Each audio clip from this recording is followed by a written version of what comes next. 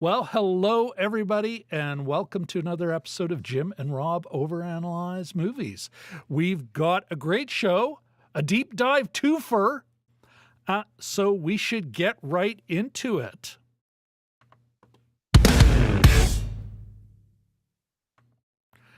That's right, everyone. We've got a twofer flick going on. Let me bring up my my show notes. Okay, so we're going to be looking at Godzilla -1, and I'll put a link up here, folks. We did, Jim and I already did a see it or skip it review, a spoiler-free review, shortly after when it came out, but it's been on Netflix for months, and Jim and I is like, hey, we're doing our series on war movies.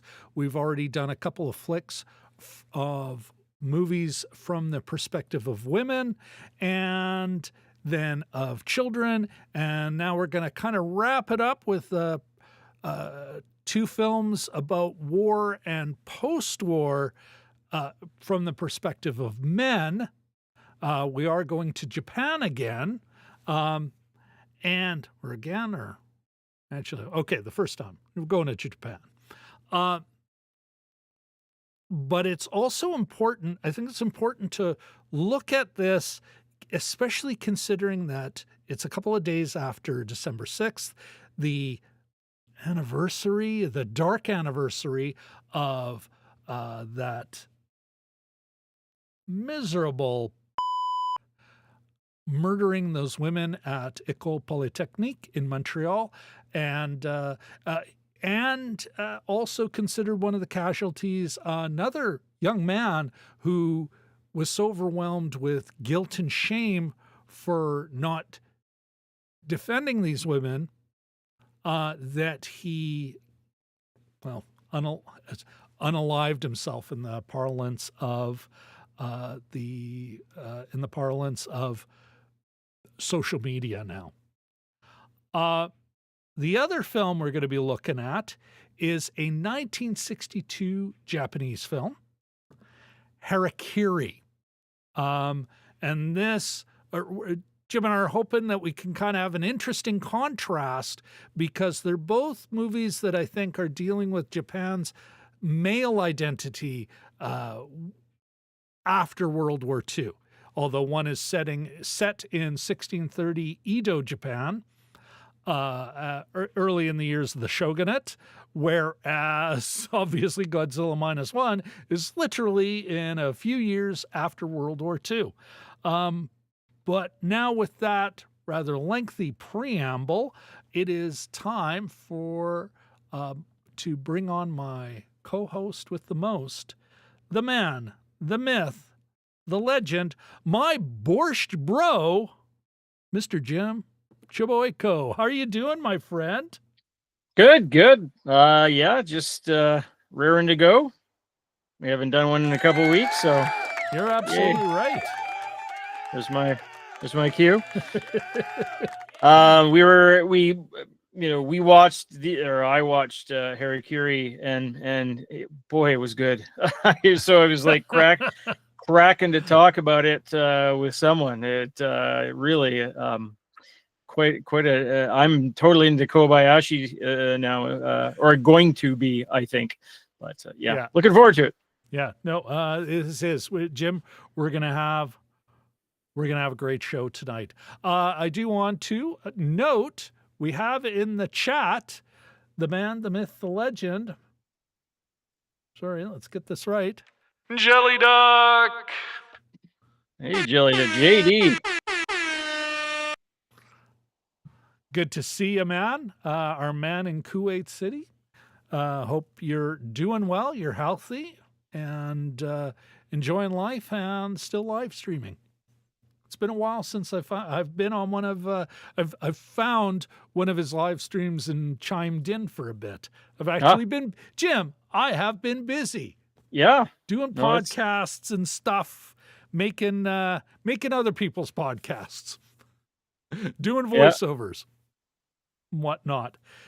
Jim, before we get into the meat of the show, before we even talk about the movies that we're here for, I wanted to note something. I was looking at Cineplex, and I'll be darned, on our local, one of our local theaters, a local large suburban modern brand new theater, Cineplex Junction, out there in Kildonan Place, in our town, Jim and I's home, Winnipeg here.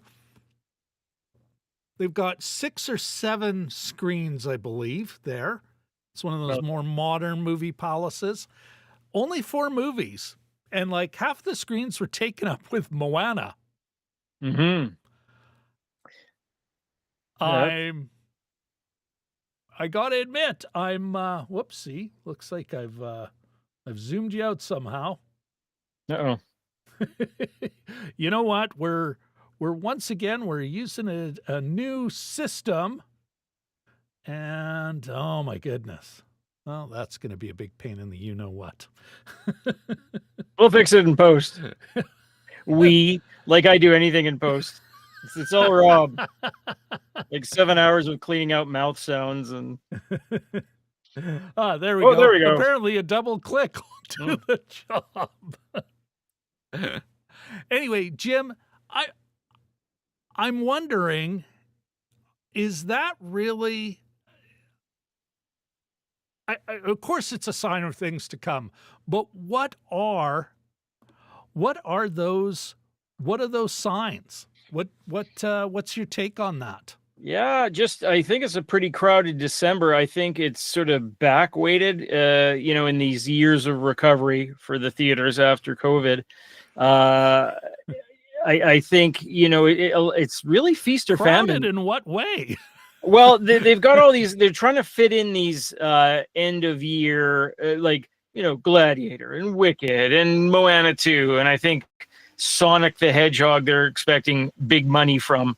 There's a couple other, the Mustafa? Is that the one, the Lion King prequel? Because we don't asked for. We don't have enough Lion King. But I think they're just trying to make the money, get those movies in at the year end. And they're clearing out some. I know I was watching Dan Murrell, and he was suspecting that the Wild Robot might have made more money if it hadn't been dropped by 1,000 theaters or what have you. So, yeah, I don't know. I think they're just, a lot of the theaters are gearing up for the big, the big 5 movies to end the year. I personally like it when there's a little more. Variety out there. And, for those of you who don't mind going downtown, there's an animated Latvian film called Flow, playing about a cat and on a deteriorating Earth, playing at Cinematheque right now. We saw it my daughter and I saw it on Saturday. It was pretty great. So, if you want something different, there's always Cinematheque, and it's 85 seats. But it's beautiful to have that option. I hadn't been there for a while, so I'm glad to have. I should go there more, but anyhow. Cool. Myself, I have a darker opinion of this. I think that there's only 4 movies in December. One of them a kids movie. Sure, we'll see a glut in the last couple of weeks of all the Oscar bait, but I think this is more, even Moana, that's a big movie that will also do well in the ancillary markets. But I really believe, Jim, that we're looking at sort of the shape of things to come. The years of recovery, it's more the years of change. There is no recovery. We're really in a new reality, something that has been telegraphed for years, and we're just going to see fewer movies on more screens, and then after a while even less screens, as it becomes our ticket prices go up to $20 or $30, and it's strictly the big movie, the big prestige, big whether it be a Marvel or special effects extravaganza or something like Moana, where it's cinematic, and the rest is for streaming, and that's how we're going to see the most of our new movies if we don't already. Yeah, I think that's because really, it's like, wow, 4 movies. There are less movies than there are screens. Not, sometimes where you would see more movies, Jim, because they would go, okay, this theater will have this movie in the afternoon and that movie in the evening, going after different markets. I don't think we're going to see that as much. Anyway. Yeah, I mean, it's there was an article that I harvested from the newspaper at work, the physical newspaper. Don't make fun of me, kids.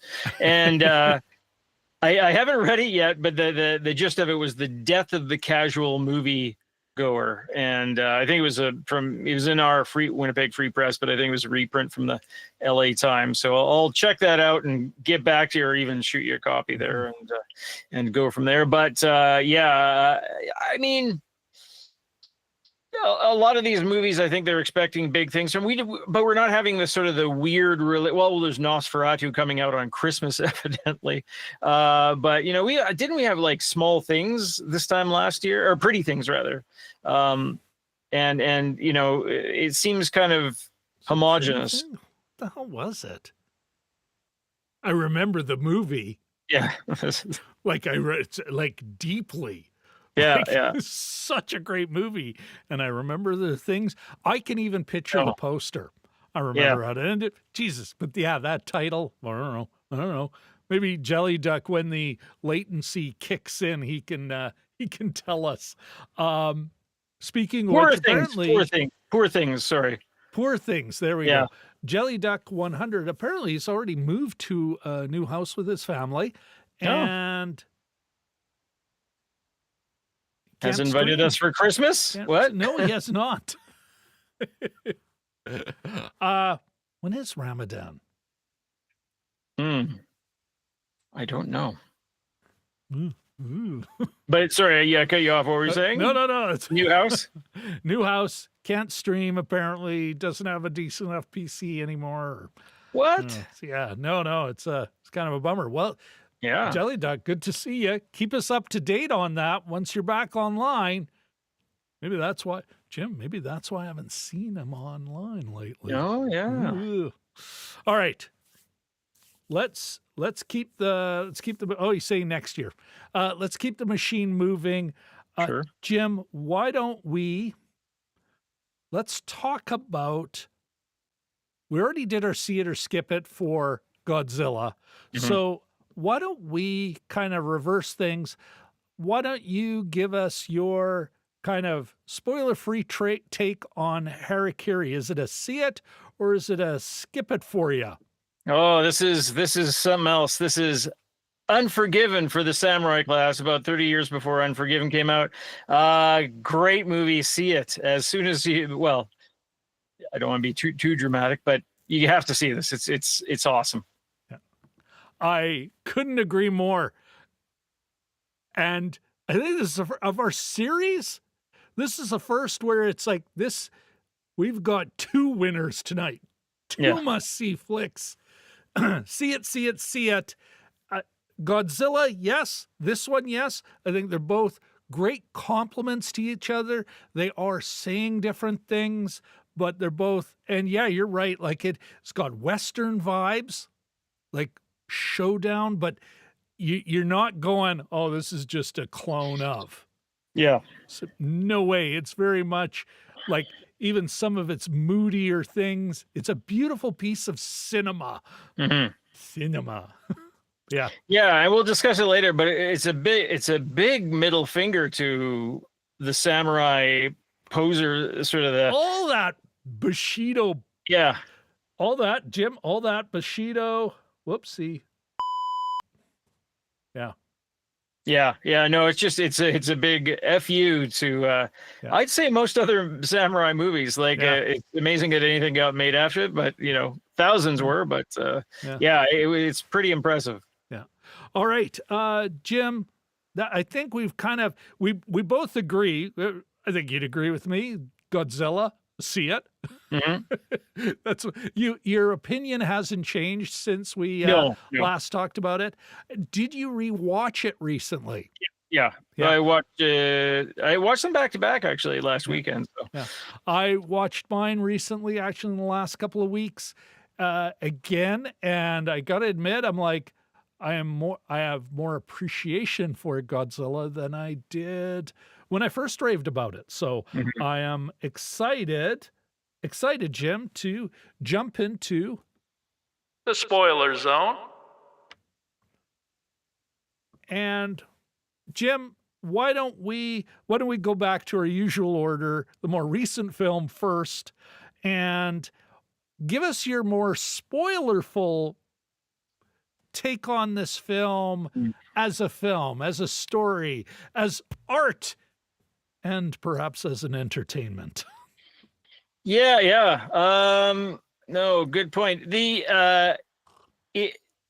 When I was a kid, the sort of the idea of the Godzilla movie was to watch a big thing smash up cities. That was pretty much, anytime you made a Lego town, it always culminated in the tornado or the earthquake, and then you had to destroy everything and bring it back up. So that's sort of like a sort of kid's point of view. In this case, you kind of don't want it to happen. The country's already on its knees.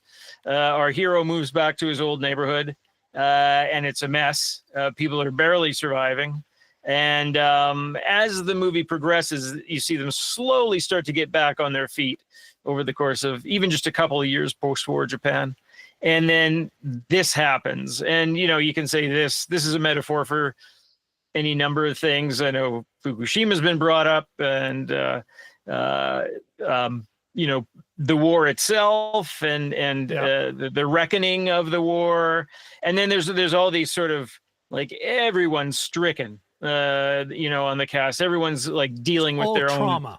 And in different ways. And it's genuine. Like our lead character isn't even particularly likable through most of it.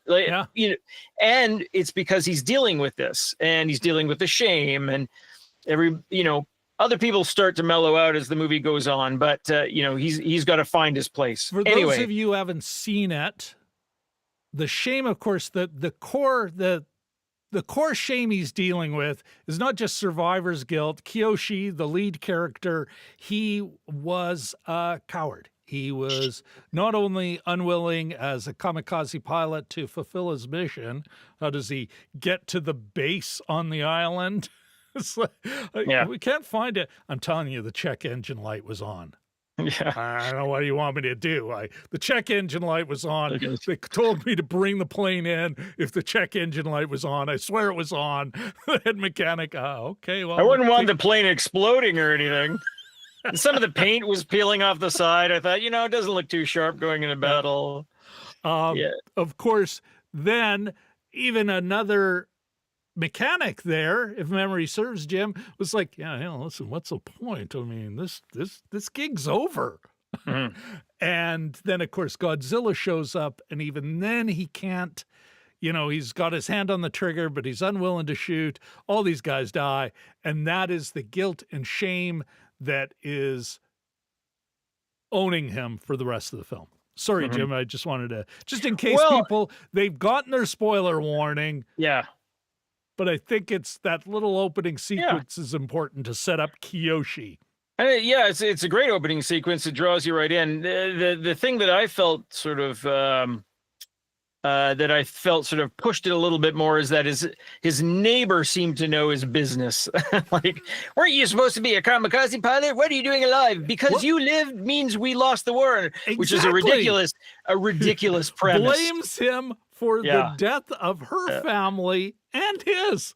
If you had did just your job, crash that one plane 2,000 miles to the south, then what are you talking about? Your job. Yeah.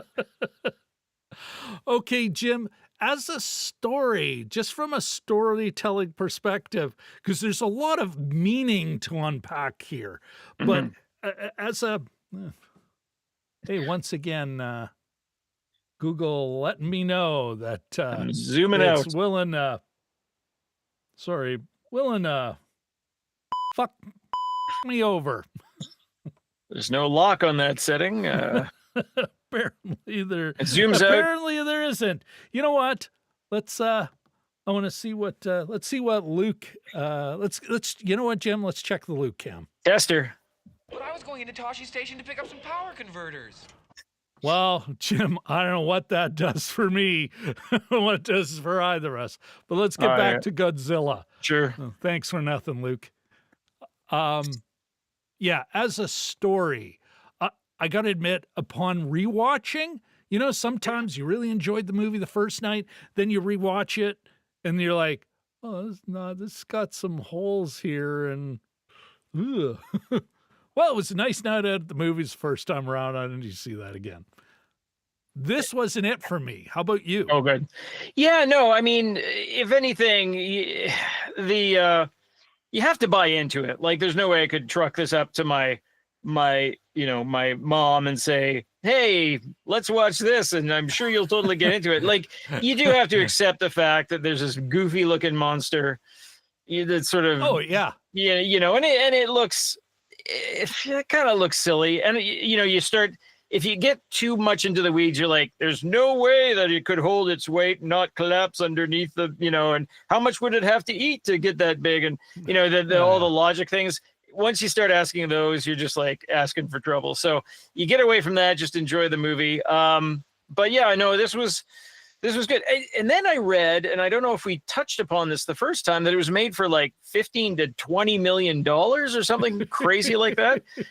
Certainly doesn't look, I mean, it there's some CGI obviously, but I didn't think it looked, I mean, it wasn't the most technically amazing movie, but it looked pretty good. Looked like a big movie. Yeah, it did. It did. And and I think we talked the first time, it's very much the textures of everything, the texture of the wooden boat. And there's a feel to it, and feel and weight, especially with special effects. Mm-hmm. Light, quality of light, the feel, the weight of things, the textures of things. Those are the things that sort of sell you ultimately on the quality of special effects. So, but yeah, no, this was a good watch again for me. Yeah, I thought it was really well. And you notice little details. Shikishima, there was a little sign on his. After a while, there's a sign. The last name was on the post there, and. Just little things, just the way that the neighborhood gets rebuilt. There's a few over fresh time. Pieces of wood, and less even those leaky little when details, it's raining. like when he comes back saying, "Hey, I got a good job. We're gonna be okay. Here's a bunch of money," and she's like, Noriko, his girlfriend, maybe it's hard to kind of tell in that first act. Found wife, but they're figuring it out. Where not that they're figuring it out as a relationship, more they're surviving together. As I suspect a lot of that happened, like just kind of going, well, I guess the three of us are here, and I'm not going to kick you out. So, Watashi no Facebook status wa it's complicated, desu. But so he comes back and she's like, oh, this isn't like that other job where we got ripped off of all our rice. And it's just those little moments where, like a clone, you fought in the Clone Wars. It's like, it just implies that there's so much more going on in this world that they have, that they've now, we're a year later, something like that, from when they first met.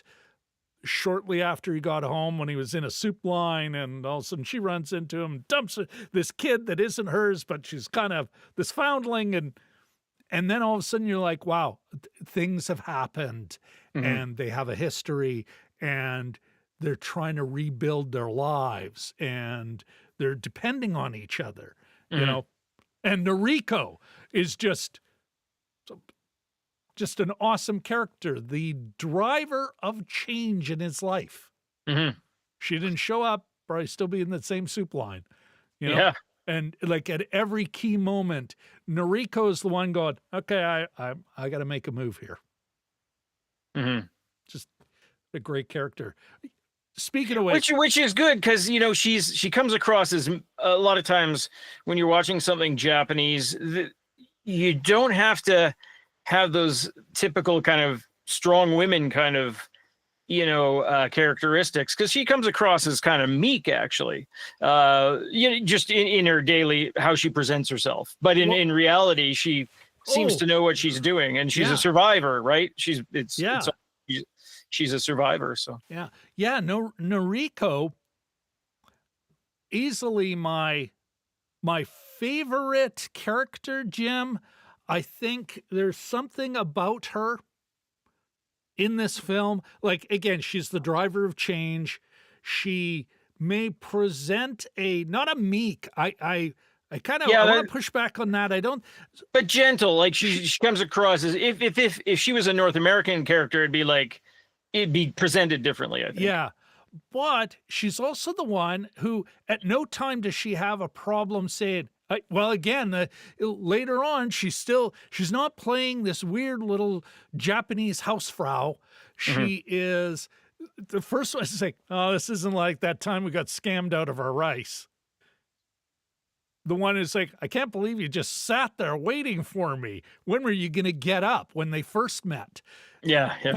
Later on, she is the one who's like, after a heartbreaking moment of beautiful cinematography and perhaps a great performance, but we'll get into that later, she is the one who's like, well, I'm going to get a job.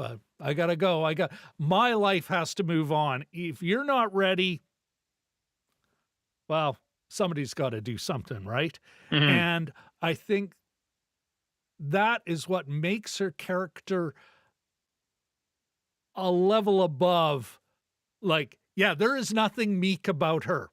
Nothing at all. She may be quieter later as society starts to rebuild itself and it returns to a new normal, but in no way is she just, whatever you need, Koichi, I'll be there for you. No, yeah, that's a good point. Not Noriko. Yeah. And without her willing to push back and, be that agent of change, that harbinger of things can't just stay the way they were, Koichi would still, again, I swear to you, without Noriko, he'd still be in that soup line. Woe is me. Whining away. Yeah. Jim, did you catch, and this could be me reading into it, but here, I'll put it up on the screen. So, folks, for those of you who don't know, he gets hurt right in the middle, right, I don't know, before the halfway point in the movie. But in the second act, Koichi gets hurt, and of course, it's a great head injury, which can be covered by a white band. And that was where I dug deep and found out that that's kind of a thing that Hachimaki, am I pronouncing that correctly, Jim? Yeah, pretty close. Hachimaki, yeah. Hachimaki. Anyway, and, of course, I did find, Jim, and I'll put a link to this either in the description or I'll pin a comment, but a story behind a kamikaze pilot scarf, of course, stamped with a receipt date because it's the American Navy of the time. Apparently, the Japanese pilot who wore this did survive his mission. Some did not survive his wounds. Like he was captured and they tried to help him, and that didn't work out for him as well as it could have. Anyway, all I can think of is that goes on as his life is starting to change, almost like a little physical sign of things are different now. What did you think? Yeah, I mean that's interesting. What led to the head injury again? Remind me. Oh, okay. So they've had the big battle, not a big battle, but Godzilla's back. The initial. He's Yeah. a lot bigger. Gotcha. And because the first act ends with him going, I don't want a family, and Noriko going, well, I gotta make a move. And then of course they go out and they go to that American ship that's been torn apart, and this is where they go. They learn their mission has changed, and they've got to lure it. They have their big first fight with them, and this is when he gets injured. That's right too. Yeah. Hey, Walt65 is in the chat. Oh, hey, Walt. No, let's see if you know what, Jim. Let's see if perhaps Luke will have something better to say to Walt. I have a very bad feeling about this. Apparently not. Sorry. Sorry, my friend. Anyway, where were we? Yes, he's injured and he gets that great head wound, but it's also where he first opens up to Noriko. When he wakes up and she's like, just let me in. Yeah. Let me in. And he does. It's the first time. And it's interesting on his path to redemption and forgiveness and self-forgiveness that it's about letting this woman in, like bearing his soul. Yeah. You know, it's not about, I have to start fighting back. It's more, I have to acknowledge what happened and how it tortures me. Yeah, you know, and it's the second time with Godzilla, and you know, that it brings back all that guilt from what happened on the island at the end of the war, and how him and the head mechanic were the only two survivors, and so another person blaming him. Yes, This exactly. is your fault. Although at least there's a little bit of, oh, you know what? Yeah, maybe if he had pulled the trigger, who knows? It's Godzilla, even pre-nuclear Godzilla. There's at least two instances of people telling him that because he didn't do something, bad stuff happened. So it's the neighbor saying, because you weren't a successful kamikaze pilot and taking out your mission, my family died. I don't know how that connection's it's all your made. fault. The second one is when the pilots, you know, it's set up in the prologue or chapter 1 or act 1. It's set up there that if he got into his plane, he's the only one that knew how to shoot the gun. If he shot the gun at Godzilla, then that would send him back. But as we subsequently saw, those bullets didn't have tons of effect on him. Maybe Godzilla wasn't as strong. He wasn't as big. It's pre-nuclear Godzilla. Yes, yeah, and he didn't have those restorative powers either. That when we see the restorative, kaiju was blown up and it still comes back. Cure serious wounds, or I don't know what he's doing. He said, is there a cleric around here? So there's a couple times where people say you were ineffective, and anyway, that brought all that other stuff. We know that he carries around the pictures of his mates. Well, and that's it though. That's what he shares with Noriko. Yeah. Right before the mid-act turn, right? That midpoint turn, the midpoint raising of the stakes. And I think that's what's so important is that he's wearing this clean white Hakimachi. I'll look it up. He's wearing a clean white one, but that his road to, let's say, redemption starts really with him letting Noriko in, you know, and sharing this burden, sharing this pain, and saying he wants to die. He doesn't think he should live. That's survivor's guilt. Yeah. You know? Yeah. A hakimachi headband, literally helmet scarf. Yeah. Hakimachi. Yeah, there's you're saying it right. The syllables are pretty straightforward with that. So I don't know. I have not learned any Japanese, so I defer to your my rusty expertise. My level 3. Is that a new dog? It's like my Russian, Menya Zavut Robert. Spasiba. Well, Walt, I'm going to come to your comments in a sec. Walt came with some views, Jim. He has views. And apparently, Luke Cam's snotty response to him was not enough to scare him off. Back to Godzilla, though. I think before we get into the meaning of it all, I got to admit, I'm just at every turn, you know, of course, Noriko, the Godzilla makes it to Tokyo, does what Godzilla does in Tokyo, tears up the town. The Navy's here. And oh, look, there's Godzilla. Noriko, lost for dead as she saves Koichi. Which on a certain level, I'm not quite, that is maybe if there's a point I didn't quite buy in the storytelling was her bravely shoving him into the alley while she is like, what? Why? Shades of Civil War a little bit, I thought. Yeah.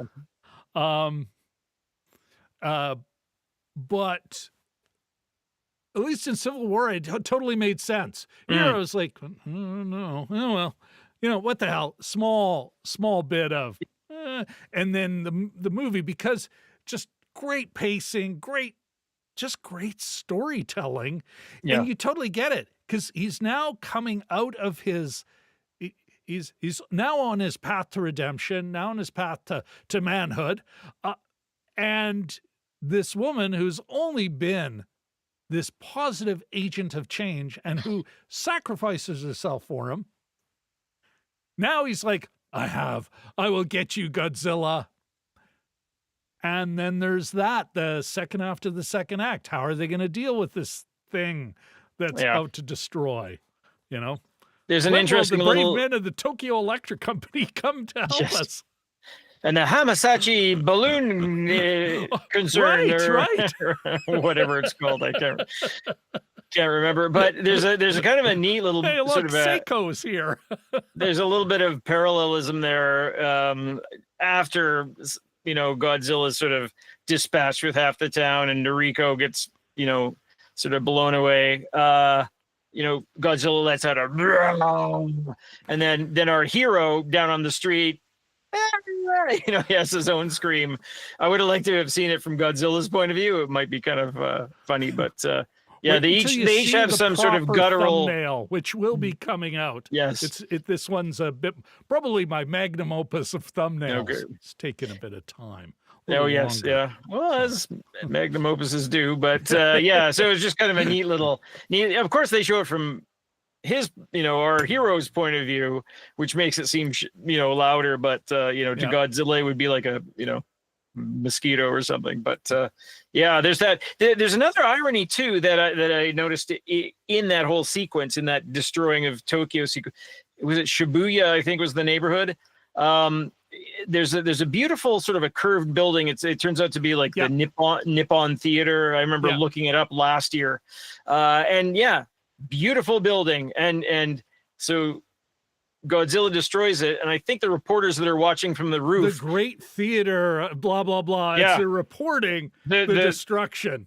Yeah, where the stories of Japan are all told there. It's the heartbeat of Tokyo culture. That thing only lasted another 20 years after the war. It was torn down by humans. So, you know, it's kind of another interesting point of discussion, I think, is that, you know, are we the real monster? No, but like it was destroyed anyway, voluntarily. Yeah. Nobody saved it. You know, we scrapped this thing. Yeah, it was, well, and you can imagine the people making the decision of the time. It's like, it's ancient, the thing's fallen apart, and we can't wire it. It was meant for a different era. Okay, Jim, one last note before we get into Harakiri, because I'm worried that poor Walt is gonna have my pop off or something.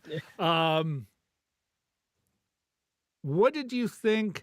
Did it have a satisfying story end to it all? Yeah, I mean, it kind of it I mean, as much as these things can make sense, it sort of made sense. They're a trap. I mean, it's like Doctor Who. It's like, yeah, you're never gonna make that work, and then they make it work, and it's like, yeah, okay.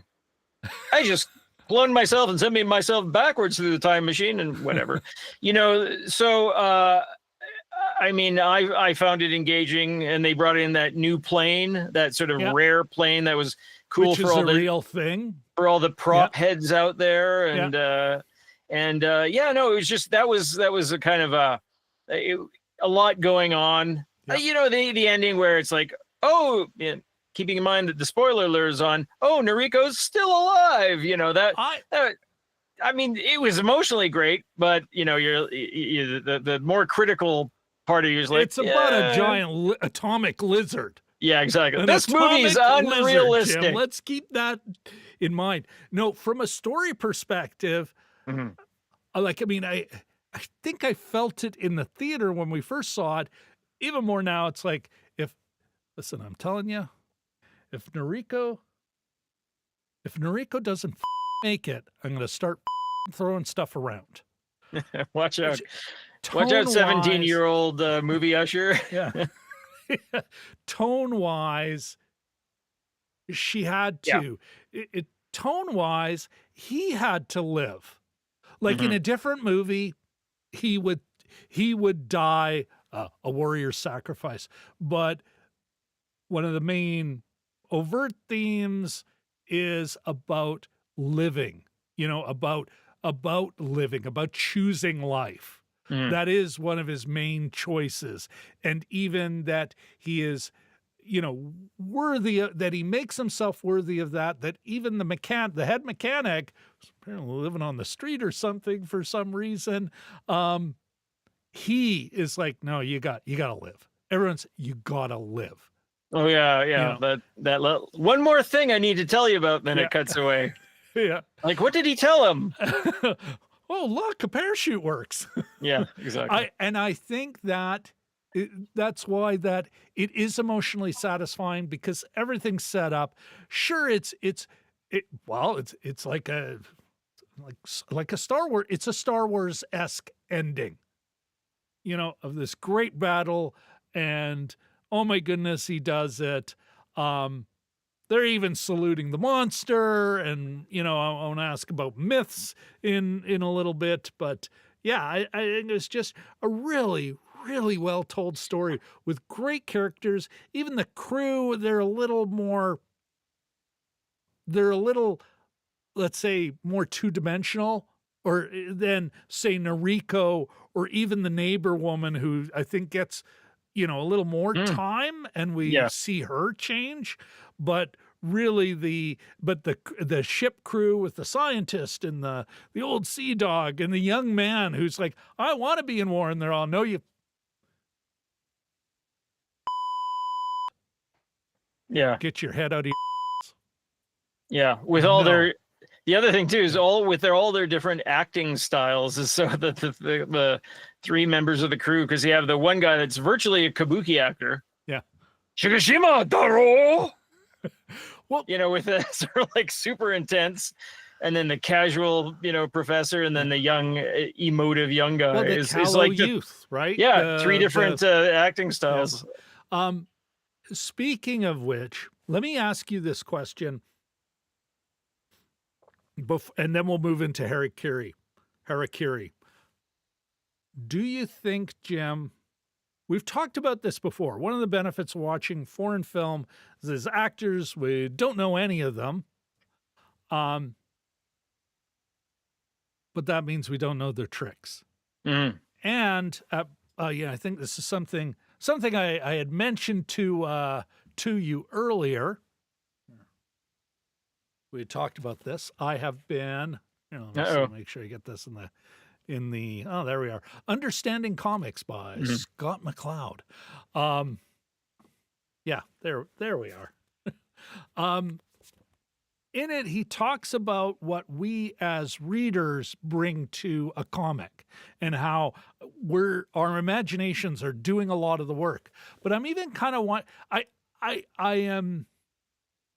one of the reasons I'm really enjoying this book, Jim, is I think that's the same for film. And I'm wondering if we do that as well with actors, and I'm thinking older actors especially, where it's like, oh, the brilliant, understated performance. It's like, I don't know, it's Michael Caine. I'm gonna think he's amazing. Mm-hmm. You know, I'm not saying it's the Kuleshov effect, but there's something in there where we're doing a lot of that lifting. I'm not saying he just shows up, but he can kind of just show up. Mm-hmm. The reason I bring it up with this film where we don't know anyone, we don't know any of those tricks, I think it still works in the hands of a great director, a great editor, a great cinematographer, and a great performer. End of the first act, you get this new equilibrium. He's got friends. He's making money. He's earned the respect of his fellow crewmates in a post-war kind of war, clearing out landmines. And the little girl, what's her name? Oh, The little girl. I have it open. foundling, I'll look who it up. has no lines, so do we really care? Oh no, she does. She's got 3, 8. I thought she's pretty good, and she cried a hell. She's got a good crying game there. Yeah, well, you know, it's a child. Akiko. Thank you. Akiko they're all doting on her, and she calls Koichi dad, and it's like, we've had this conversation. I'm not your dad. And I think it's the captain who's like an old grandpa, and he's having a great time. Such a beautiful moment, such a well-crafted scene. And she is she's there being dandled by him. It's like, and he's like, oh, you got to, like, listen, you are a family. You may not be family by blood or anything, but you are a family. He's pointing out the obvious. And he's like, nope, I don't want that. And then it cuts to Noriko, but not Noriko, like not a classic, what so many others would do, zoom in close on the face. Yeah. Isn't she? Like, no, it's from her back. Yeah. As she's washing dishes. Yes. Yeah, I remember that. There's a couple of these cuts where she's washing dishes and the camera's a little removed, and you see, like, or at least I felt it, like a little slump in her shoulders, and it's heartbreaking. It's heartbreaking, and it's the time. Koichi, you don't deserve Noriko. Yeah. And this is the first act. This is and then Noriko, what does she do? She comes back and says, I got to make a change. It's like, yeah, good for her. I am owned by these people. Every one of them, Koichi as well. Like, it's hard to be a redeemable schmuck. Like, he's not an anti-hero. He's a schmuck. And it's like, you think he's a schmuck, and then you think he's a bitter schmuck, and then he makes all the right choices, and so it ends the way it should end. And that's great filmmaking. Yeah, it was never tiring. Like, his sort of resistance was never tiring because it was genuine. They stuck with it. Like, he was just that miserable.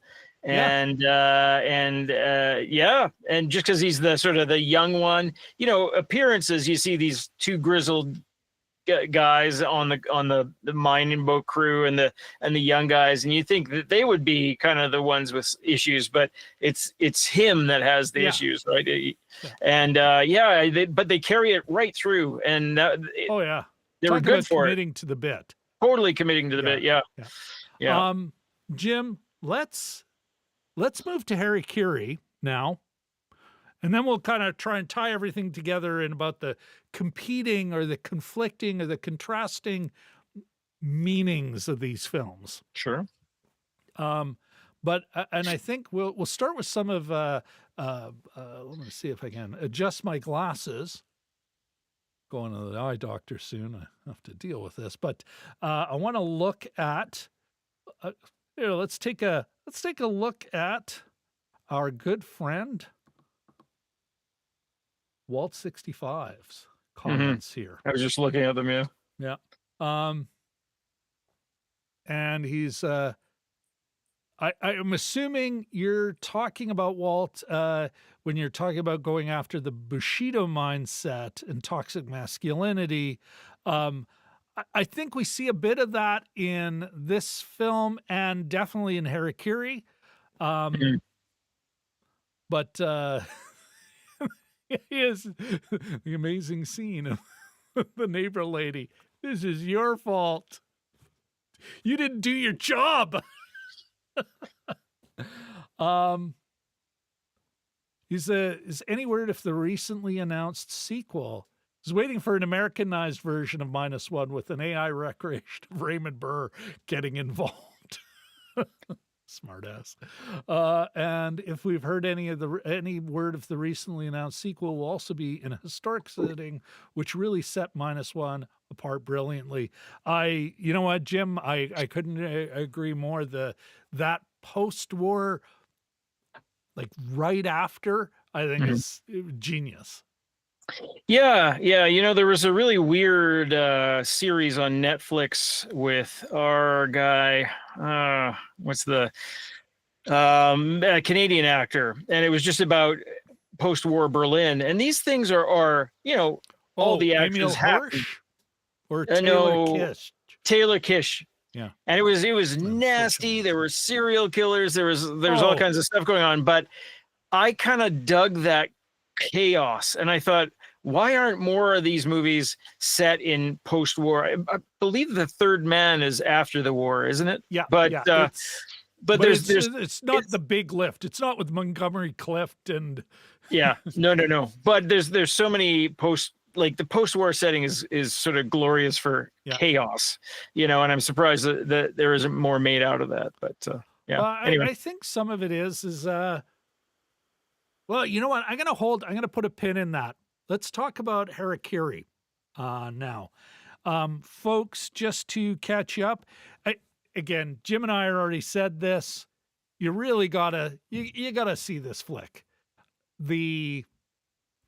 It is about a man, 1630 Edo, Japan, shows up at a noble lord's mansion, probably in the city, not out in the country.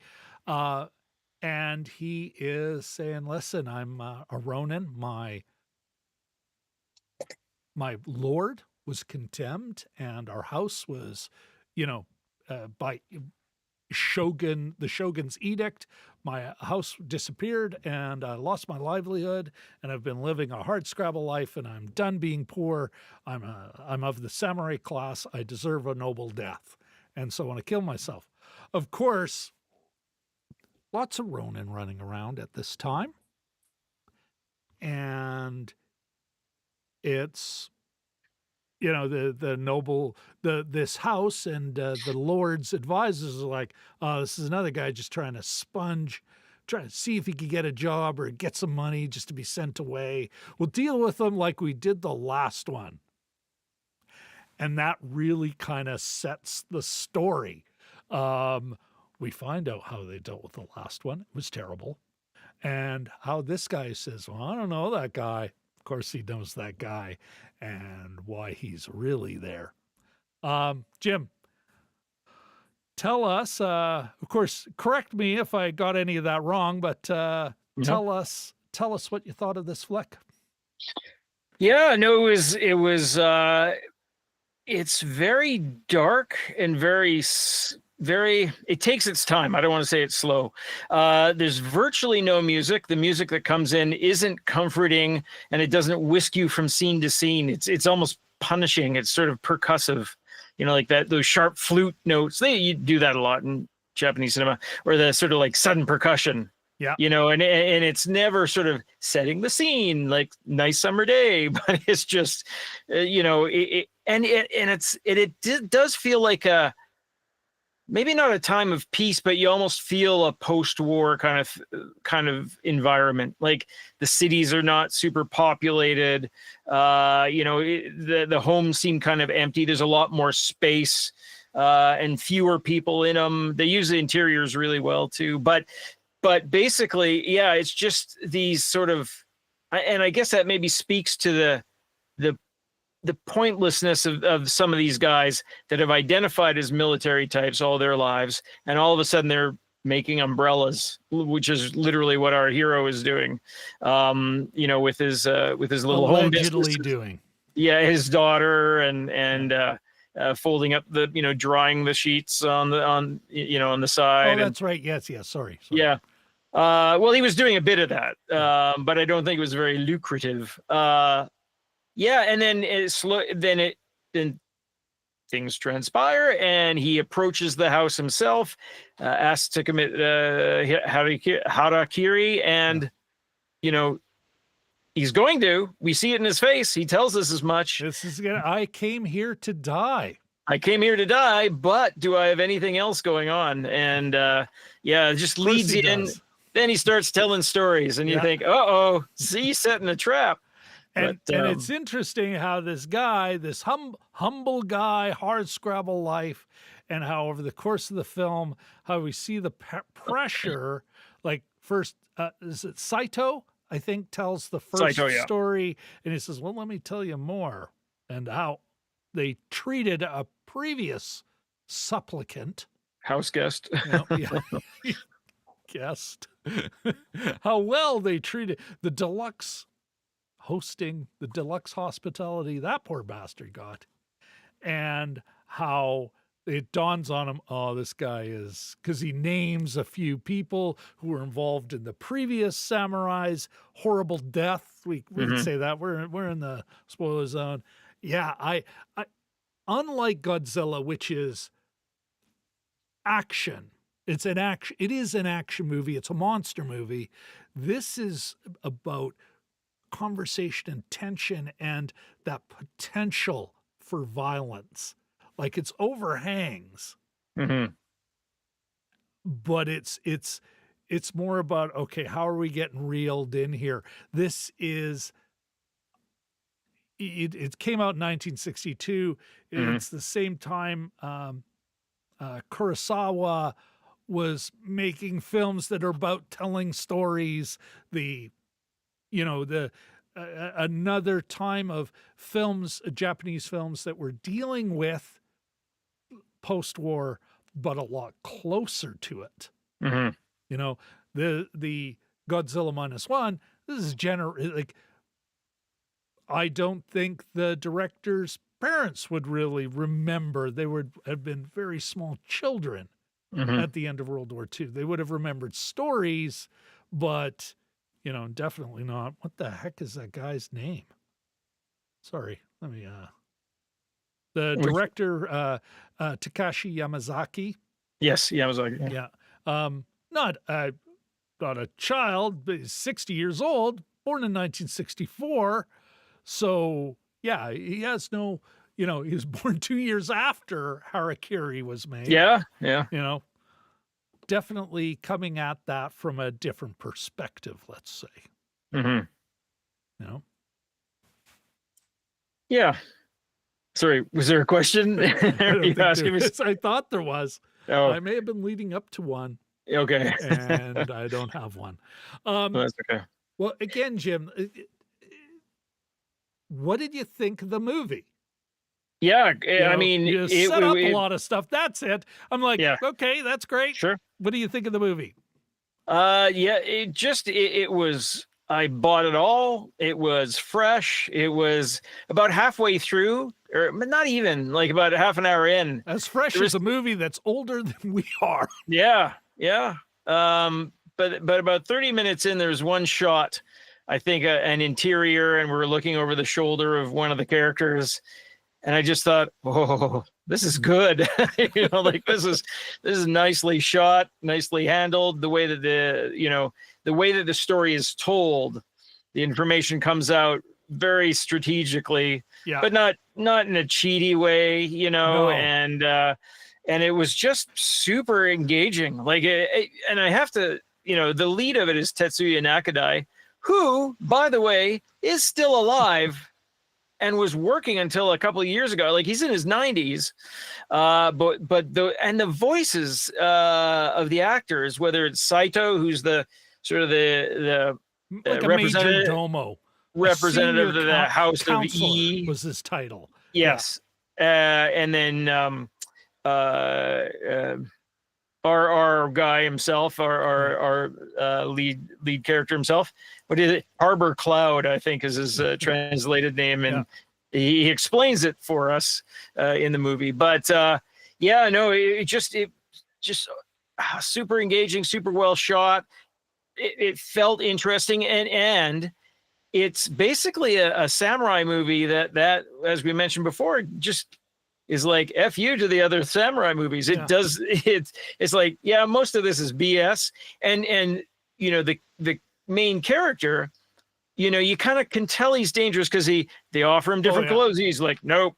He goes, do you want to come inside? Let's just do this. I'm good. And I'm here for business. He's got those things down, right? Yeah. He's like, hey, do you want some onigiri? Do you want some spring rolls, or do you want some not spring rolls? It's not Japanese, but anyway, do you want some miso soup? He's like, nope, I'm good. Let's deal with this. And right there, that should have been their clue that this guy's dangerous. So it's only like it's basically right. I would say it's a longer movie. It's 2.25 hours. Yeah. So it's a longer first act. It's all a slow burn. The thing is, it's like, oh, wait a sec, I'm on the inside of this fire. Yeah. This burning is coming for me. You mentioned about the camera work and that. That was one of the things I loved about this film was I could imagine, if I got the script, be like, wow, you shot a really good play there, Rob. Why wasn't this just on? No one's giving me a script this good. But do you know what I mean? Like, it could have been a play, but it never feels like a play. It feels like a movie. It feels cinematic. Jesus, more of the cinema word, but it feels it. It uses the camera in a way that you're like, I am in good hands. I'm in hands that want me to feel tense. Yeah. And curious, because it's not a mystery, but it has a bit of that vibe. Yeah.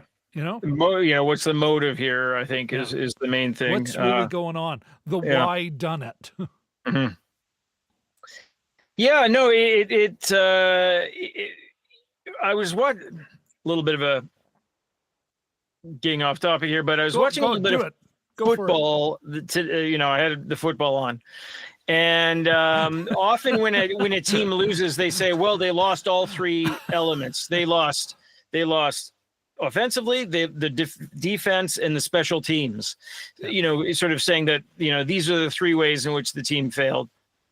You can look at this movie as like, okay, it works this way, it works that way, it works the other way. Like all three, I don't know what you would narrow those down to, but in this way, like all aspects of it were working. There's so many videos out there, so many YouTube videos about Harakiri. It's like, oh, this is why you've got to watch. And it's one of those things, the more people tell you have to watch something, sometimes the more you push back. You're like, man, I don't want to watch it. I'm sure all the hipsters like it. So, but it's undeniable. Like you put it on and you're just like, I was sold pretty quickly, even quicker than I suspect I mentioned. But Jim, it's interesting you say that, because that is what turned me on to this flick, was a hipster I follow online on Threads. Oh, yeah, I watched that one. Yeah. Threads, right? And she, I believe she's, she, her. Yeah, it's right in their thing. Olivia, she did a review of Harakiri. You can see I watched it. I watched it twice, as a matter of fact. I know it looks like I only watched it once. And I'm like, oh, given that we were already talking about doing a deep dive on Godzilla, I'm like, I need to watch this movie. And that is in part, Jim, because I feel, how do I put this? I think Olivia gives a great review, but one of the things that is missed in her review is like, this is a movie about World War II. This is a movie about a filmmaker going with living memory, a man who was born in and of the time with all these people going, all you f***ers, you elites, you military elites, you're the ones who got us in this mess. You're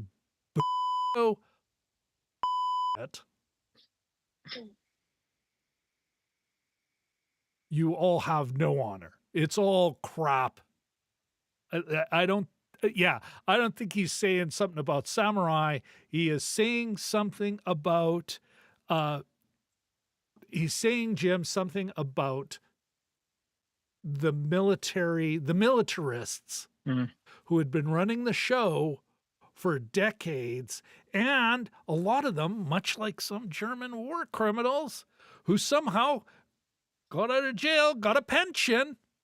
Yeah. A pension. And it's the same thing. These families are just and they swept it all under the rug as the film ends. And I'm like, that is the one thing I don't think Olivia really kind of spent enough time on that. And I'm like, well, we're doing Godzilla. And they're both have an interesting response to Japanese manhood, Japanese militarism. I think they both really are talking about the war. One, and they both have unique and great perspectives. There is something to be said with how the Japanese people see that experience now, as opposed to, I'm sure, Miyazaki, I think it's, what's the director's, of Godzilla?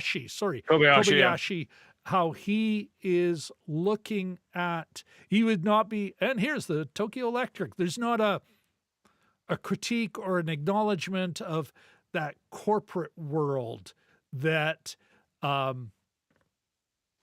Yamazaki is very familiar with. That's the nobleman of the Tokyo Electric Company and the balloon concern, blah, blah, blah, blah. Yeah, exactly. I don't know. I think I've jumped into meaning already, Jim.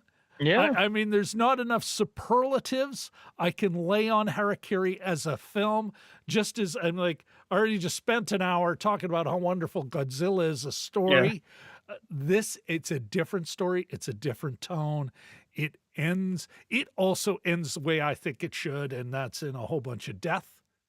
And that's probably one of the interesting things. It's kind of what made something like The X-Files great, especially in those first few years when they didn't win anything. Like they would get a piece of evidence and it would be destroyed in a fire or something like that. In this case, like it's kind of all for naught. Well, I was reading one video that's saying, well, the reputation of their house is now shot.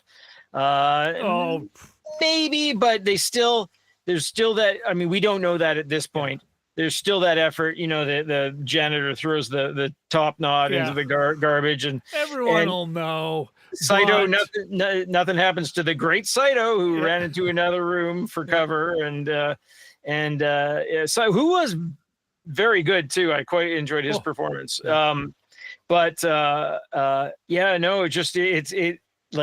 It's all quiet. And it's funny, so much happens off the screen. Like we get the impression that this is maybe not a super powerful house. Maybe regionally it is, but they talk about other houses and other lords and stuff, and you never see them.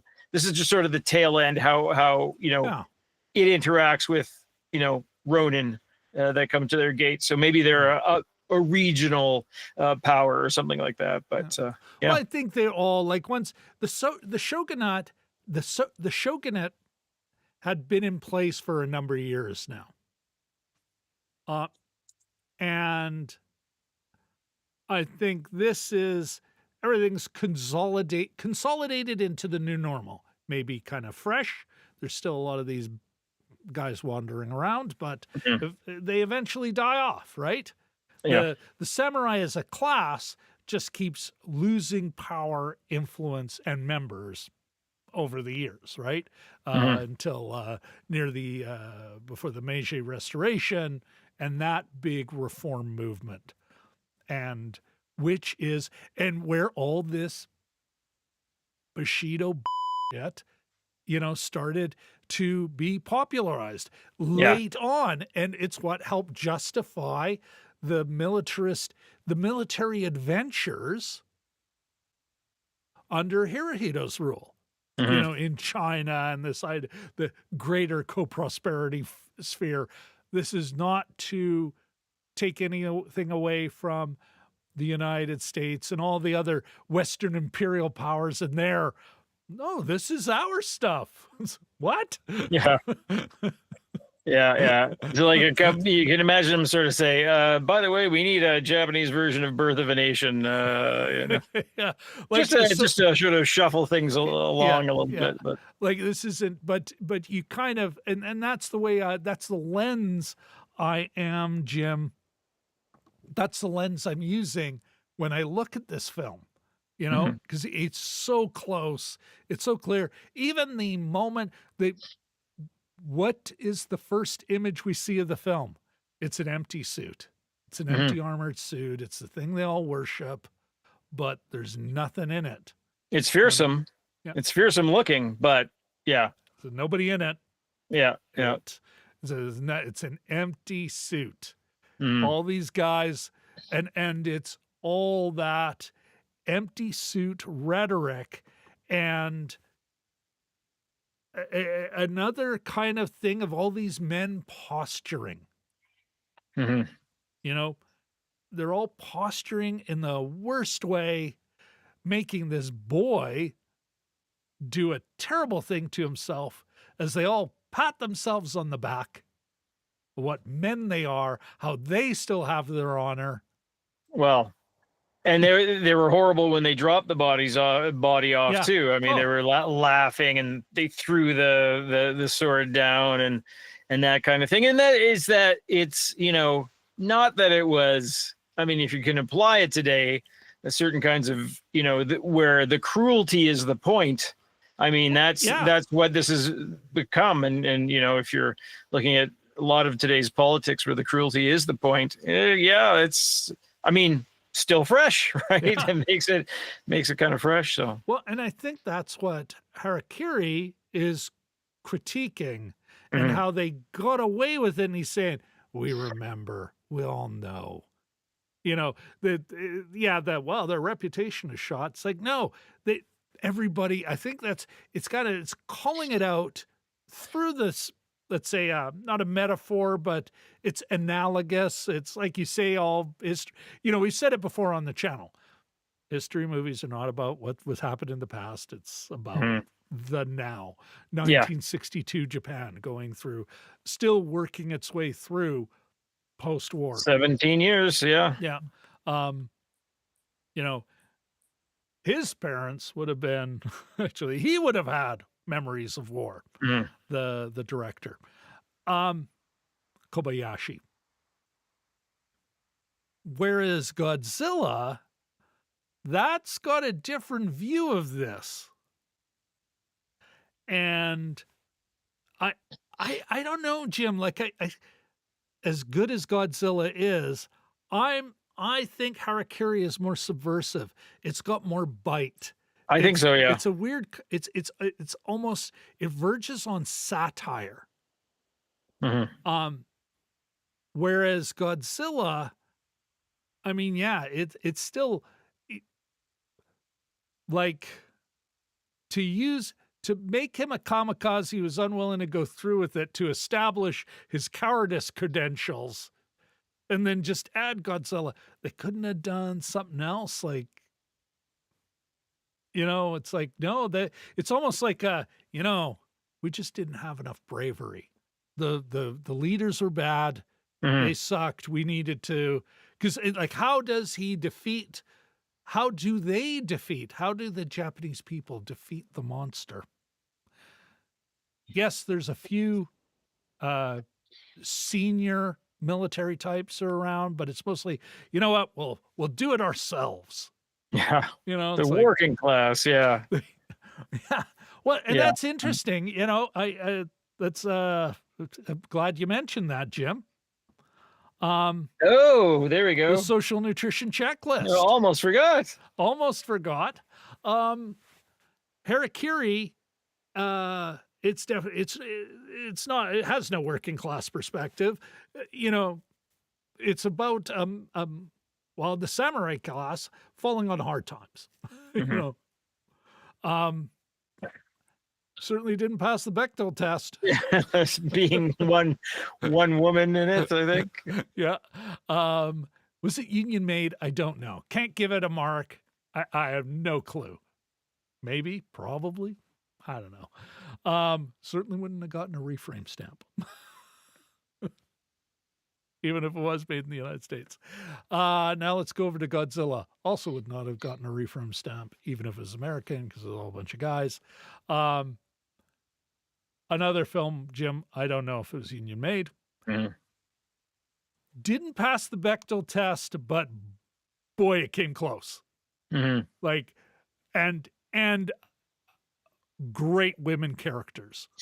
Like it just awesome. Like Noriko, even the neighbor. It's your fault. We're all, my family's dead. I would argue though that film, Godzilla, has a working class perspective. It is retrograde. I think there's a right-wing thing going on here, but I would say though, Jim, yeah, that's the Godzilla does have a working class perspective. There are no members of the elite. It's all schmucks who, even you look at their neighborhood, even when it was, let's say before everything burned down, it did not look affluent. No, you know? And so, yeah, these are working class people. That he was an ensign in the Japanese Air Force or Navy means nothing, because he was press ganged into service near the end when any schmuck would do. You know, it wasn't like pre-war where the standards are incredibly high. It was all,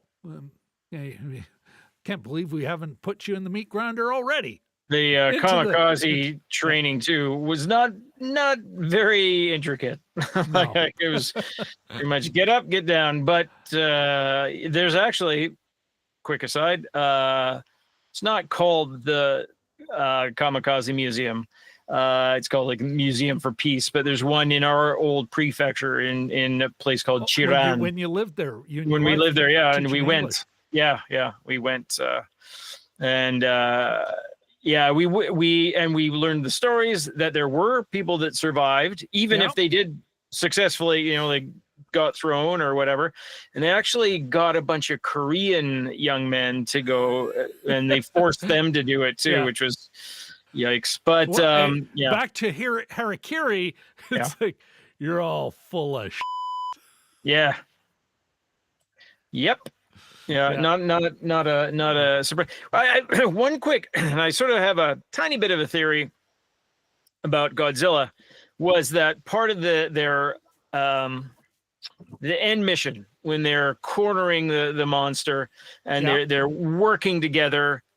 I think I sort of wonder if they were going for something where all these folks could get together again in their uniforms, but in this case, you know, it's for the actual defense of Japan. It's not against another country. It's not a summons from their leaders. It's that they're actually getting together essentially for good, you know, in a way, to take care of Godzilla. That they have to, you know, all three, for the air, the Navy, the Army, the air, everyone's. The technicians, organizations that did not play along throughout the war. Nakayama Balloon Concern, the electric company, but they are all able to come together under the guise Actual of solidarity. non-aggressive sort of Well, and war making. This is where, we can almost like take two tracks, right? I think, let's say with Godzilla, I mean, especially when we're talking about masculinity and that idea that there is, I think this really is like for the most part, a very old-fashioned idea of what being a man is. Mm. It's interesting. The Americans did a lot of research, other organizations have, but what did the Americans learn about soldiers? Yeah, the thing a young man is most afraid of before going to war is that he will let down his unit, that he will be a coward. He'll chicken out. He'll let down his buddies. That is their biggest fear, not dying, being a coward. Mm-hmm. Kiyoshi is the poster boy for that. You could be the schmuck feeling the shame of letting down your side, people dying because you didn't have what it takes. Yeah. Of course, as Gwyn Dyer so ably wrote in his opus, War, anyone's son or daughter will do. They can turn you into a killer. They can make sure that doesn't happen. What they did find out, World War II, Vietnam, etc., is like, yeah, once those soldiers kind of get, it's like, no, I have what it takes. My buddies aren't. They got really good at avoiding combat because they're like, no, I got nothing to prove. How can I not do this? How can we not do this? Kelly's Heroes is a great, I think, an anti-war movie. Kelly's Heroes, yeah. Clint Eastwood, it's one of those things where it's like, geez, Clint hadn't gone totally MAGA right-wing when that was made. But yeah, experienced soldiers, Donald Sutherland, it can go faster in reverse than forward, for his tank. Yeah. Like that's experienced soldiers going, no, this sucks. And we want to avoid this. Mm-hmm. And I think this film is about it's about, do you have what it takes? Are you a man? That Kiyoshi has to recover his manhood. Now, again, a beautiful film, has really great moments, great characters in that. But I think as far as masculinity goes, it gets some points, maybe in the way they share that part of Kiyoshi's growth is he's got to share who he is. Mm-hmm. He's got to share his guilt and shame with this woman who just wants to just let me in, let me know, let me help you. And that's beautiful. And I think a positive example of masculinity, like hey, you gotta open up. I'm terrible at it. There's a reason, Jim, I'm single. But it still kind of goes to old war tropes of this is how you will reestablish your manhood, by doing something insanely brave. And then I'm with you on that theory. I mean, Godzilla has this weird place in Japanese culture, eh? It's an atomic monster that comes from the sea. The Americans are attached to it in a weird way. Or not in a weird way, is nuclear testing. That's exactly it. It's the Americans' fault. And, at times it's like, are they trying to say, hey, we could have won? Or is it, they all salute the monster. And so I'm like, where does Godzilla fit in Japanese mythology? Yeah, I've sort of wrestled with that myself. Like I don't fully get, like, you forget some of the Godzilla movies aren't really all that great. Some of the later ones in the series when he's up against various Mothra or whatever. I Yeah. think it's the the newer ones that are sort of more interesting, but in a way they're kind of such weird movies.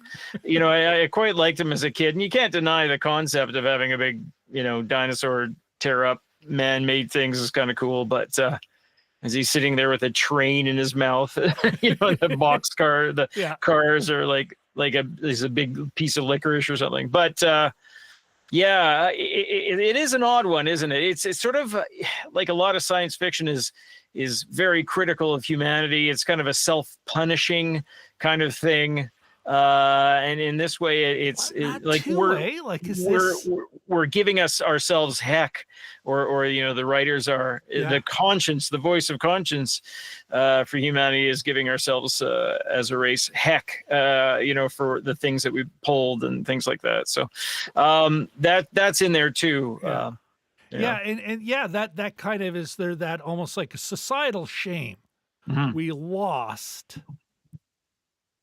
Like, and every culture that has been defeated in war, conquered, goes through something like it.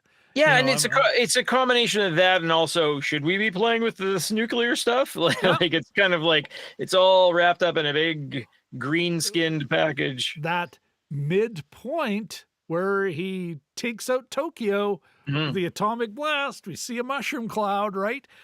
So there's that. There's like so much bundled up into Godzilla, and even this Godzilla, although I think a lot of it's, wait until the proper thumbnail comes out.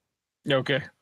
But I just wanted one character to say, "I'm having the worst decade." You always need one of those things where it's like, I finally rebuilt the thing that kept falling apart because the American bombs, and now it's built. Like the Simpsons moment. Yeah. Hangs up the sign finally again, and then Godzilla comes and just flattens it. Knocks it down. Damn it. Okay. What about, well, never mind what about, I'll tell you what I think. Sure. Where I think this Harakiri is different, Jim. How it's different. I mean, I've already talked about the politic of it, I think. I think it's far more critical of the Japanese elites of the day. Not saying Godzilla isn't either, but I think this one's far more critical, and I suspect a lot more accurate. But this one, I think, actually has some hidden depths to it on the masculinity side. One of the great setup moments, he's telling his story. He's talking about his friendship with Jinai. Oh, yeah. Yeah. Go ahead. I'll look it up. And Jim, it is a beautiful moment where they're both these two soldiers, old soldiers, veterans, are talking, well, now we do this. We're basically minor functionaries in what's now a large construction concern, repairing some castle in Hiroshima, which I think is also... Oh, yeah. Yeah, that's right, too. Yeah. A little hook, a little... Yeah. Because they're both the guys looking to kill themselves are from Hiroshima. But they talk about that both their spouses have died, and they're, as men, raising their children. And I was like, didn't know we could do it. But look, they post-war in the peace, they're not going, boy, we were men once and now we're not men. They're talking about how they've raised these beautiful children and how they become not in any modeling kind of way or new agey or weird hippy dippy thing. It's that they're nurturers, that they've managed to raise good children, or they think they have. And that is a beautiful moment of friendship, and also a beautiful moment of these, old soldiers, old dogs learning new tricks. Yeah. And that it's like, I can't believe you didn't take a second wife. You know, you didn't get married again after she died. And it's like, nope, but you didn't either. I mean, she's, you know, how they're talking about how they're looking and how proud they are of the job they did as parents. Mm. And it's a beautiful moment. It works well for the whole movie, you know. Mm.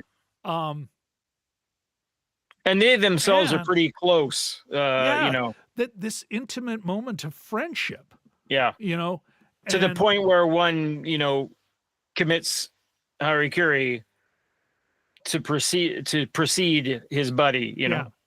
because he wants his buddy to raise his son well. 'Cause he's Yes, like, yeah. You know what? I trust you with my flesh and blood that you will. Mhm. And it's just like, I mean, Jesus. Like, they have all the meaning and all the good on their side. Yeah. You know, that these men of violence can be nurturing, loving parents. Mhm. You know, and That's a good point, yeah. totally sets up the revenge, because it's like, I'm going to meet them in the afterlife. What do I say? What do you want me to say to them? Like, that another thing that happens in the story. It's like, Mhm. what do you want me to tell them? Tell them I will do my best I will watch over your boy. Like this idea that I have to make good standing for myself and my behavior. Ostensibly, Godzilla is also about that, but I think this, in Harakiri, it's way more sincere. You know, it feels Yeah. a little less, oh, I got to be a man. Hmm. This is more about, well, no, we all make choices. And Yeah. I mean, mind you, Koichi is a young man, and that movie is about the future. Mhm. You know, and Harakiri is like, no, I got scores to settle. Yeah. Yeah. Their stories have been told. You know, it's apparent that you know, and it's a rough life too. I mean, the society is basically collapsing, right? Or it's undergoing Going some through a radical change. radical change. Yeah, where basically people aren't eating. You know, so yeah, all those Kurosawa movies set in ancient times where all you hear is wind. You know, it's like, oh my gosh, we're here again. But yeah, no, there's a you know, the other thing too about that's amazing about Harakiri is that there are so many. I mean, this is obviously a big genre in Japanese Yeah, entertainment. what do they call it again? I'll let you look that up, but there's so many movies, and then when you Jidaigeki? yeah, Jidaigeki? Jidaigeki. Okay, Jidaigeki. Jidaigeki. Yeah. That there's so Literally much of this meaning stuff. period Yeah. drama. And Sorry, it's Jim. all over their TV too. Back when I lived there in the 90s, they would, you know, we didn't have that many channels, and half of them would be these like shows. It was their equivalent, I guess, of Gunsmoke or Rawhide, but just sort of, you know, and they like had the film negatives set up in the window so the sun would make them fade. It looked like it was just, it looked bad. It was boring. Like there's endless, there's the millions. BBC, and let's do another costume drama. I'm sure some of it's great. Like, I'm sure there's some hidden classics that you and I will never see. But most of it just looked like sort of the equivalent of like a Mexican teleromance, telenovela. Yeah, but just sort of like set in that same period, and they had it on crappy film stock, and it's like Channel 4, Channel 5, Channel 6, Channel 7, and just like, oh, there's nothing on, and I don't have a job yet, which eventually did change. But you know, first it was that high school baseball tournament all August, and then it got back to the Jidaigeki. But yeah, I mean, there's tons of it, and the fact that this, you know, that there are some stuff, you know, it's worth weeding through. There is some stuff that sticks out, that how much of Kurosawa's, rises especially to the his top. early work, was you know, would be easily fit within that genre. Yeah. And it just speaks to there are differences of degree. This is so much better than a lot of that stuff. But like what you said same ingredients, earlier, basically. but about like Unforgiven, although this is much earlier, let's say, in a film's genre, arc. I don't think there was ever an American Western, maybe High Noon, and it's got a bit of that kind of vibe. Like it's talking about society, although very much in a triumphal American, the hero does come through. This is a little more, no, we know how the war ended. But after It watching wasn't good for us. After watching this, do you think any kid's going to come away, from Harakiri saying, "Oh, I want to be a samurai"? No, like it's a really good. It's effective in that way too, in that it doesn't make it look romantic or cool, or I mean, they've got some cool moves and whatever, but you don't daydream of like, oh, I'm going to kill myself in somebody else's castle one day. There's no. Even the fighting in that, the way the boy dies, horrific. Yeah. The contempt they have for this child. Well, this young man, in his 20s when he dies, but like it's and even how the hero dies. All these symbols of their manhood. Geez. Again, this is. If, when we think about it, we are living in the shadow of a couple of wars, going on right now. A couple, I'm sure, others, but, two of the big ones. And yes, the Assad regime fell, wonderful. But then there's the recovery, and how does that play out? Nature hates a vacuum. Yeah. Or nature abhors a vacuum, or whatever. They're being identified as rebels now, but it's like, that can change quite quickly, depending on the, of the United States and whatever wackadoo in charge of the country at the time. We're going through wars now. We're going through these wars. We're in the shadow of December 6th as Canadians. Harakiri, you're not coming out. This is no apocalypse now. This is the come and see for samurai movies. Yeah. Well, maybe not. But, in that same kind of, you don't come out of it going, what a great feeling. Yeah. Hey, let's play. Cool. Let's play swords. Yeah. And I think that is the genius of this film. I'm so glad we ended our series on these, on this, our series on war films. And I do think they are war films. Yeah. On this note, especially when we're talking about manhood and toxic masculinity, I think they both kind of have comments on it. I think the most positive ones are out of Harakiri. It's not perfect, but it's better than Godzilla -1. That said, Godzilla -1 has some positive moments as well. They're both such well-told stories. Yeah. And it also says, just because a film has a working class perspective doesn't mean it's pro-working class. Because I think that kind of, let's say, pro-war militarism that I think is still in the film. Yeah. That leads to the destruction of workers. They're the cannon fodder. Yeah. I think Harakiri, that guy, the Kobayashi, he's like, no, don't be a schmuck. No. Yeah. You, peasant, are the ones that noble house will use as fodder for their lordly ambitions. Yeah. Oh. Here's the new boss, same as the boss in 1630. Well, listen, Jim, on this note, I did, you know what? I have something. Let's go to Luke Cam briefly. you will notice. I don't like the way Alfred's looking at him.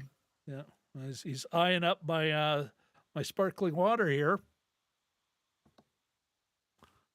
I found some of this in my local grocery store because of all these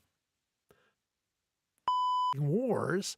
We've got a lot of Ukrainians and Russians, refugees for all intents and purposes. And of course, a lot of them live where I live in downtown Winnipeg and the environs. And so the local grocery store is stocking a lot of their crap, including this mineral water. And I couldn't hold, it sat in my fridge for a week. It didn't make it. But you know what, Jim? Respect for your, let's say, ethnic homeland. Sure, yeah. And a shout out to the nation Ukraine, the country Ukraine, still being invaded by that miserable and the poor bastards he's sending into that mean grinder. Yeah. To you, my friend. And here's to the Syrians and the Georgians. Yeah, let's see what happens there. Let's mix them. Get after them, guys. That's awesome. Yeah, and who knows? You know what? Perhaps political stability in Syria will then kind of, because I think, the criminal regime running Israel benefits from chaos around in the region. It gets to exploit that. Now, of course, with the current runner of the show south of us, really may not, but I don't think stability in Syria is a good thing. I think it can only be positive, or I shouldn't say can only. I hope it's also a positive thing for the poor birds in Gaza. Yeah.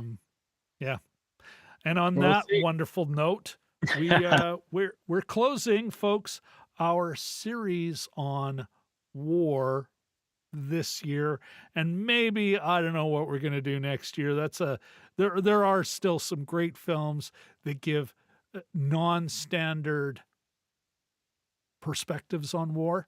But I don't know, Jim, I'm really proud of the series we put together here. Yeah, no, it was great. It was great.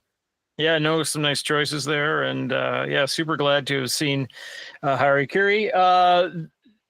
For those interested, Kobayashi's got another movie on Tubi, Samurai Rebellion, which came about 5 years later, but has Nakadai, has Mifune in it. And I'm sort of jonesing to watch that one. Even with those Tubi commercials, I'm okay with that. But what the hell? Yeah. This is the logic of late. Yeah. Well, incredibly late capitalism.